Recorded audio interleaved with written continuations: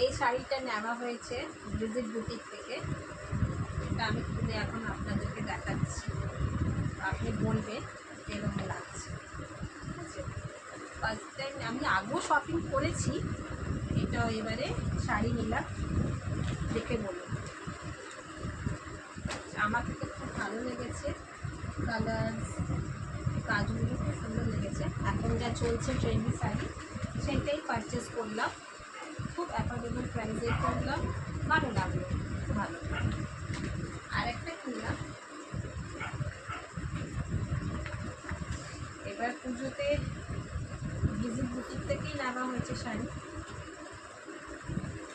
এই শাড়িটা নিলাম।